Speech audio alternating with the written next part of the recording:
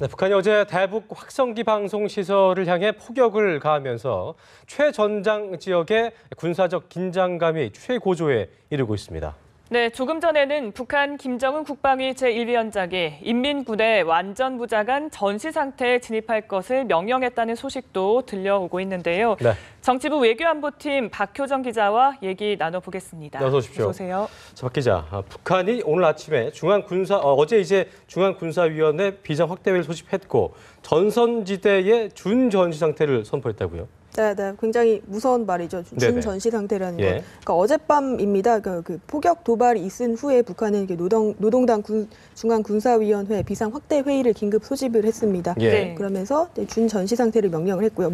물론 전선지대에 한해서. 네. 그리고 군인들에게는 완전 무장을 명령했습니다. 네. 언제든지 전쟁을 할 수 있는 남에 대한 타격을 가할 수 있는 상태에 진입해라 이렇게 명령을 한 것이고요. 네. 그러면서 전방 지역에 준전시 상태가 선포가 되면서 해당 지역에 있는 정권기관이라던가 아니면 사법기관 또 공장, 공장이나 농장 이런 곳에서도 모든 이제 전시 상태로 진입을 하게 됩니다. 네. 이런 구체적인 방안들도 어제 확대 회의에서 논의가 된 것으로 보입니다. 네. 그렇군요. 우리의 대응은 또 어떨지 궁금한데 지금 예. 박근혜 대통령이 모든 일정을 오늘 취소를 했다고 합니다. 아무래도 군 대비태세를 점검하기 위해서인 것 같은데요. 네, 어제 갑작스런 북한의 폭격 도발로 인해서 오늘 원래 박 대통령의 일정은 대구시청 방문하거나 지방 일정이 몇 개 네. 있었습니다. 그런 것을 모두 취소를 했고요. 이 결정은 어젯밤에 긴급하게 이루어진 것으로 보입니다. 예. 이런 결정의 배경에는 이제 북의 토발에 대해서 단호하고도 또 엄중하게 대응을 하겠다. 네. 이런 의미로 볼 수가 있고요. 또 일정을 취소하고 이제 북한의 동향이라던가 이런 네. 대비 태세, 우리 군이 얼마나 준비를 잘 하고 있냐 이런 것을 보고를 받겠다는 의미로 보실 수가 있겠습니다. 네. 또 이렇게 북한의 도발에는 여러 의도가 있는 만큼 이제 국민들이 불안해하지 않도록 신중하게 여러 상황을 정리를 하겠다 이렇게 청와대 관계자가 전해왔고요. 예. 또 박 대통령이 어제 NSC 상임위도 직접 주재를 했습니다. 직접 주재를 한 것은 처음인데요. 네. 그만큼 사태가 긴박했다는 것으로 볼 수가 있고요. 네. 박 대통령은 회의에서 북한의 도발에 대해서 또 단호히 대응한다. 항상 하는 말이지만 단호한 대응과 그리고 우리 군이 만반의 대비 태세를 유지할 수 있도록 주민의 안전에 만전을 기하겠다 이렇게 말을 했습니다. 자, 어제 상황 시청자분들의 이해를 위해서 좀 다시 한번 짚어볼까 싶은데요. 어제 북한군의 폭격 도발과 그에 따른 우리 군의 어떤 대응 사격, 아까도 저희가 보도를 통해서 대응 사격이 적절치 못했다 이런 얘기 나왔었는데 긴박했던 상황을 다시 한번 정리를 해주실까요? 네, 다시 한번 정리를 하자면 네. 어제 북한군의 최초 도발 시각은 어제 오후 3시 54분입니다. 예. 네, 북한은 고사포로 추정되는 포탄을 한 발을 쐈고요. 예. 이 한 발은 비무장지대 이남에 있는 그러니까 남측 우리 땅입니다. 네네. 경기도 연천군 중면의 한 야산으로 떨어졌습니다. 야산으로, 예. 네네. 이어서 21분 후인 4시 15분에 2차 공격을 가하는데요. 예. 직사포 3발을 발사합니다. 네. 이 직사포 세 발은 이렇게 남쪽으로 이남으로 떨어지진 않았고 그 예. 비무장지대 군사분계선 남쪽 방향으로 700m 정도에 떨어지게 됩니다.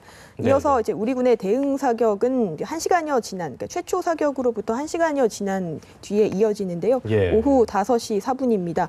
북한군의 직사포탄이 떨어진 지점, 그러니까 2차 사격을 했던 지점을 향해서 예. 한 30여 발을 쐈다고 국방부가 밝혔습니다. 그렇군요. 네, 그러니까 처음 그 폭격이 있었던 이후로 1시간 예. 뒤에 우리가 대응을 한 건데 시간이 이를 두고 사실 좀 미온적인 대응이 아니냐 이런 얘기가 계속해서 나오는 것 같아요. 그런 얘기도 어제 분명히 국방부에서 기자들이 많이 지적을 했었죠. 네. 최초 대응, 그러니까 도발 시점으로부터 우리 군의 대응이 이루어지기까지가 71분 네. 걸렸습니다. 정확하게요. 이게 왜 미온 대응이냐고 하냐면 2010년 북한의 그 연평도 폭격 도발이 있었죠. 네. 그 이후에 우리 군이 천명한 원칙이 있습니다. 북한군이 만약에 다시 도발을 할 경우에는 예. 현정에서 즉각 도발 원점, 그러니까 도발해온 원점을 조준을 해서 바로 대응 사격을 하겠다는 방침을 세웠습니다. 네. 하지만 이번에 우리 군이 대응 사격에 나서기까지는 1시간 이상이 걸렸고 네. 그리고 또 도발 원점이 아닌 비무장지대 북측을 향해서 경계 사격에 해당하는 그런 수준에 그쳤습니다. 네. 그러니까 이에 따라서 북한 국방부에 대한 입장은 어떠냐면요. 예. 뭐 탐지 장비가 있습니다. 저게 그 레이더망을 돌려서 포탄이나 이런 것을 이제 그 탐지를 하는데 네. 그 탐지 장비에 가끔 허상이 잡히는 경우가 있다. 이게 실제로 북한군의 도발이 맞는지, 포탄이 맞는지를 확인하는 시간이 필요했다. 이렇게 얘기를 합니다. 네. 그리고 2차 포격에서는 3발을 쐈기 때문에 1차보다 훨씬 더 강도가 셌다고 할 수 있고 예. 그렇기 때문에 1차 원점보다는 2차를 향해서 사격을 했다. 이렇게 합니다. 근데 무엇보다 중요한 것은 이제 우리 측에 인명 피해가 없었습니다. 네. 한 발은 야산에 떨어졌고 한 발은 또 비무장지대 내에 떨어졌기 때문에 뭐 아무런 피해를 입히지 못했고요. 하지만 그것은 북한군이 의도를 했는지 안 했는지 우리로서는 아직 알 수가 없습니다. 네. 그렇기 때문에 현장에 있는 지휘관 입장에서는 일단 인명 피해가 없기 때문에 보다 신중하고 차분하게 좀 상황을 정확하게 파악한 후에 대응을 했다. 이렇게 말을 하고 있고요. 국방부에서도 이런 경우에서는 어떤 현장 지휘관을 존중할 필요가 있다. 이렇게 해명을 해놨습니다. 이럼에도 불구하고 북한은 어젯밤에 이제 포격 도발 우리가 한 것이 아니다라면서 어떤 적반하장격의 그 주장을 내놓고 있는데요. 이 부분도 좀 정리를 해주시죠. 네, 똑같은 패턴이 반복되고 있는 양상이죠. 네. 지뢰 도발 때와 마찬가지로. 어젯밤에 우리 국방부가 발표를 하고 북의 도발이다라고 규정을 했습니다. 이에 대해서 도발 사실을 부인을 했죠. 네. 오히려 남측이 군사 도발을 강행했다 이런 주장을 하고 나섰습니다. 예. 조선중앙방송 보도에 따른 건데요. 아군이 남측으로 포탄 한 발을 발사했다는 있지도 않은 구실을 댄다. 이렇게 오리발을 내밀었습니다. 예. 우리 합동참모본부의 발표를 전면 부인한 것으로 볼 수가 있습니다. 예. 그러면서 계속 주장을 했죠. 어제 도발 시점으로부터 48시간 이내에, 그러니까 시한은 내일 오후 5시입니다. 토요일 오후 5시죠. 네네. 예. 이때까지 대북 방송을 중단을 하고 그 모든 장비들을 철거하지 않으면 군사적인 행동을 개시하겠다. 이렇게 재차 협박에 나섰습니다. 네.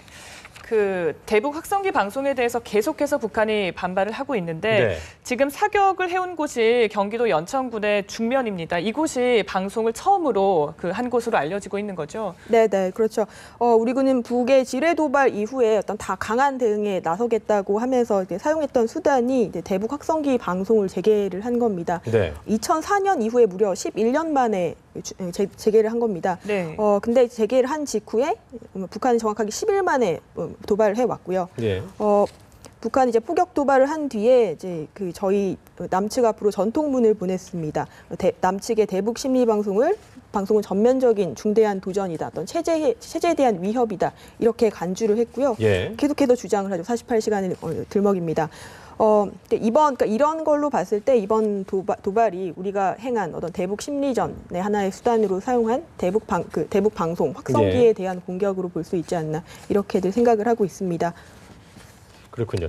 자, 대북 확성기 방송 이게 북한이 가장 아픈 곳을 찌른 곳이라고 하고 이게 이 김정은 특히 이 북한 정권이 이 대북 확성기 방송에 대해서 알러지 반응을 보이고 있다 이런 얘기가 나오고 있더라고요. 이 부분은 좀 어떻게 봐야 되는 겁니까? 네네. 그 대북 확성기 방송이 굉장히 오랜만에 재개가 됐기 때문에 이번에도 저희도 남측에서도 새삼 절감을 하지 않았나는 생각이 듭니다. 네. 아주 대북 전단이 있고요.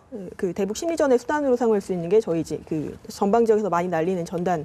그거에 관해서도 10개월 전에 북한이 조준 사격을 한 바가 있죠. 그때도 굉장히 좀 긴장이 고조되는 양상을 보였었는데 이번에는 더 강하게 나오고 있습니다. 북한이 이렇게 심리전에 민감하게 반응하는 이유는 네. 일단은 대북 방송을 통해서 북한 정권에 대한 비리, 김씨 일가의 비리, 이런 부도덕함이 드러나는 것을 굉장히 두렵게 생각을 하고 있습니다. 그 자체를 체제의 위협으로 본다는 건데요. 예. 또 일단은 이제 그런 대북 방송이 이어지면 최전방 북한군 장병들의 사기가 떨어질 수가 있습니다. 또 최고 존엄으로 여기는 김정은에 대해서 충성심을 떨어뜨릴 수 있다 이렇게 생각을 하고 있고요. 그리고 지난 10년간 대북 방송이 없었습니다. 네. 그렇기 때문에 북한 전선시대에 있는 젊은 장병들의 경우는 대북 방송을 접한 적이 거의 없을 가능성이 높죠. 예. 근데 이런 것을 처음 접하면 굉장히 충격적일 가능성이 높고 제대 후에 지역 사회로 나가서 이렇게 자기가 군 생활에서 있었던 남한에 대한 실상이나 우리 북한 정권에 대한 것 이런 것들을 들으면서 네. 지역 사회로 퍼져나가는 거죠. 그러니까 이런 상황들을 북한 정권이 굉장히 우려하고 있는 것으로 볼 수가 있겠습니다. 네. 그 혹시 방송 중단에 대해서 정부는 아직까지 뭐 중단할 계획이 있거나 그런 건 없는 거죠? 일단 어제까지 나온 입장으로는 강경 대응 우리가 천명해 왔기 때문에 대북 방송을 중단하지 않겠고 계속하겠다고 나왔습니다. 하지만 오늘 상황을 조금 더 추가로 지켜봐야 할 것 같습니다. 네, 알겠습니다. 네. 참 여기서 취재기자 연결해서 좀 자세한 내용 들어보겠습니다. 김정은 북한 국방위원회 제1위원장이 노동당 중앙군사위원회 비상 확대회의를 긴급 소집하고 오늘 오후부터 군인들에게 완전 무장할 것을 명령했는데요. 네, 취재기자 연결해 자세히 알아보겠습니다. 배삼진 기자.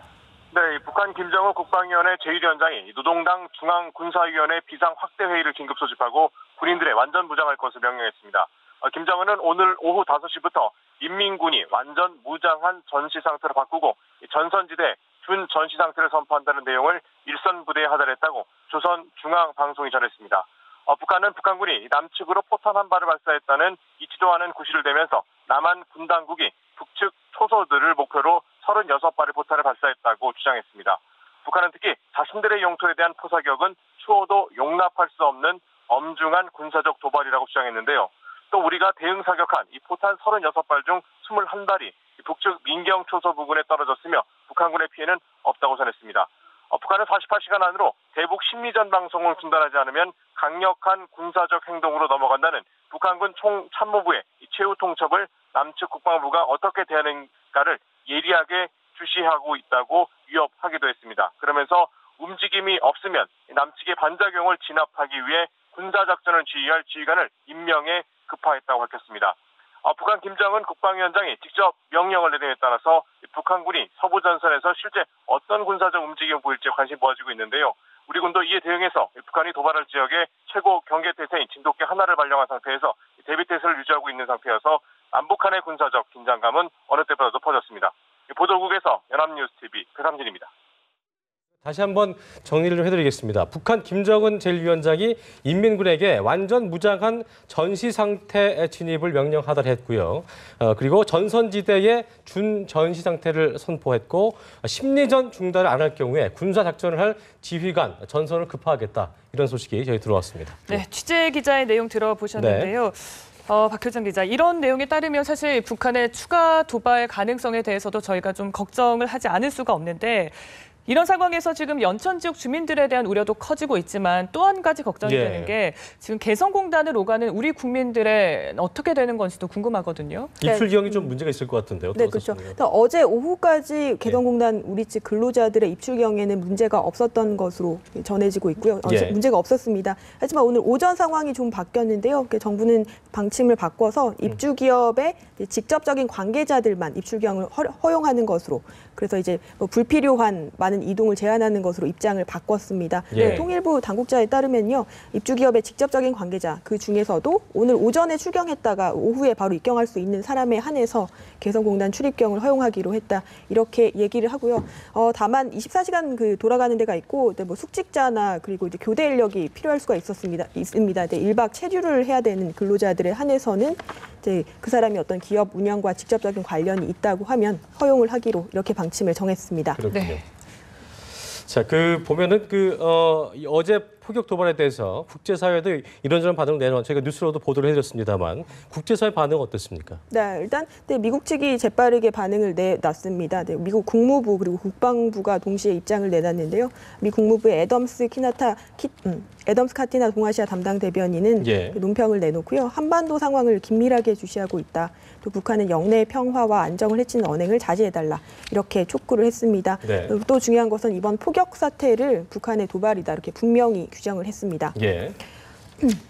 또 이어서 국방부 대변인도 성명을 내놨는데요. 미국은 이제 한국의 방어를 확고하게 책임질 것이다. 한국 정부와 계속 긴밀하게 공조해 나가겠다라며 어떤 한미 동맹을 확인을 했습니다. 네. 지금 상황이 굉장히 긴박하게 돌아가고 있는 것 같습니다. 자, 우선 상황을 다시 한 번만 좀 정리를 해보고 싶은데요. 어제 있었던 그 북한의 포격 도발부터 오늘 북한이 발표한 내용까지 다시 한 번만 좀 정리를 해주실까요? 네, 북한이 어제 최초 도발한 시각은 어제 오후 3시 54분이고요. 2차 사격을 가했는데 1차 도발에서는 고사포로 추정되는 포탄 한 발을 쐈습니다. 이 포탄은 어떤 피해를 입히지 못했지만 우리 측 딱인 연천군에 있는 야산에 떨어졌고요. 2차로는 직사포 3발 발을 발사했습니다. 이 세 발은 비무장지대 안쪽에 떨어지게 됐습니다. 네. 네, 이어서 우리 군도 대응 사격에 나섰죠. 북한군이 2차 사격을 해온, 2차 도발을 해온 곳을 향해서 30여 발 정도 쐈다고 합니다. 네, 알겠습니다. 자, 여기서 관련 리포트 한번 보시고 계속해서 대담을 이어가겠습니다. 남북 간에 계속되는 대치 상황에서 북한의 도발이 없었던 것은 아니었습니다. 하지만 최근 몇 년 동안 그 빈도가 높아진 것만은 분명해 보이는데요. 네, 과거 북한의 무력 도발 사례를 박경준 기자가 정리했습니다. 도끼만행 사건과 땅굴 설치 등으로 끊임없이 남북 간 긴장을 키워온 북한. 남북 간 교류가 활발했던 민주정부 시기에도 두 차례 연평해전으로 무력 도발을 감행했습니다. 호전적인 김정은 국방위원회 제1위원장이 북한의 권력을 승계하는 시기를 전후해 도발은 더욱 잦아졌습니다. 2008년에는 금강산 관광객 박광자 씨가 숙소를 나서 해변을 산책하다가 북한군이 쏜 총탄에 맞아 숨졌습니다.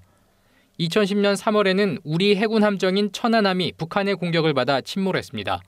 이 사고로 46명의 장병이 목숨을 잃었고 정부는 남북 교류 협력 사업을 전면 중단하는 524 조치를 발표합니다. 같은 해 11월에는 연평도의 우리 해병대 기지와 민간인 마을에 포탄 100여 발을 쏴서 군인과 민간인이 2명씩 사망했습니다. 휴전협정 이래 민간인을 상대로 한 첫 군사 공격이었습니다. 지난해 10월에는 우리 측 민간단체가 대북전단을 실어 날려보낸 풍선에 북한군이 총격을 가했고 우리 군이 기관총으로 대응 사격까지 했습니다. 지난 4일에는 경기도 파주 인근 비무장지대 안의 추진철책에 목함 지뢰를 매설해 부사관 2명이 심하게 다쳤습니다. 우리 군은 11년 만에 대북 심리전을 재개하기까지에 이르렀습니다. 연합뉴스TV 박경준입니다. 자, 방금 보신 리포트처럼 10년 만에 대북 확성 방송을 재개했는데 우리가 일반인이 볼 때는 대북 확성기 방송 자체가 이게 큰 것인가라고 생각할 수도 있을 겁니다. 근데 북한 측 입장에서는 이 대북 확성기 방송하는 것이 상당히 큰 그 알러지 반응을 보이고 있고 두려움의 대상이다 이렇게 얘기가 나오고 있더라고요. 이게 어떤 의미인 겁니까? 네, 북한이 이런 민감한 반응을 보이는 것은 대북 심리전 중에 하나인 대북 확성기 방송에 대해서 본인들의 체제 위협으로 간주를 하고 있습니다. 네. 그렇기 때문에 이런 강경 대응에 나서는 것인데요. 우리가 어떤 북지 지뢰 도발 사건 이후에 지난 10일 대북 확성 방송을 재개를 했고 그로부터 10일 만에 정확히 북한이 도발을 해왔습니다. 북한 입장에서는 이제 남한에서 대북 확성기를 통해서 김 씨가 했던 3대 세습 그리고 김정은 정권의 비리, 이런 것들이 알려지는 것을 굉장히 두려워합니다. 왜냐하면 최전방 장병에 있는 군인들의 사기가 떨어질 수가 있고요. 또 김정은은 최고 존엄으로 여기지 않습니까? 김정은에 대한 충성심 역시 떨어질 수가 있다. 이렇게 많이 우려를 합니다. 근데 이런 사정을 모르지 않았고 지난 10년 동안 대북 방송을 하지 않았었는데요. 그렇기 때문에 북측 또한 10년이라는 공백이 있었기 때문에 북측 최전방에 있는 젊은 병사들 입장에서는 이런 남한에서 들려오는 방송이 굉장히 생경하고 또 낯설고 또 두렵게 여겨질 수가 있습니다. 근데 그런 점에서 이 젊은 군인들이 나중에 제대를 하고 이제 자기가 군 생활을 하면서 남한에 대해 들었던 어떤 소식 이런 것들을 얘기를 하고 지역 사회로 전파가 된다면 굉장한 체제 위협이 되지 않을까 이런 점들을 북한 정권 입장에서는 많이 우려하고 있는 것으로 볼 수 있습니다. 알겠습니다. 네, 알겠습니다. 네. 지금까지 박효정 기자와 함께 얘기 나눠봤고요. 저희가 이어지는 계속해서 들어오는 네. 속보 소식이나 관련 내용은 이어지는 라이브 투데이 2부에서 계속 전해드리겠습니다. 네, 잠시 후에 뵙겠습니다.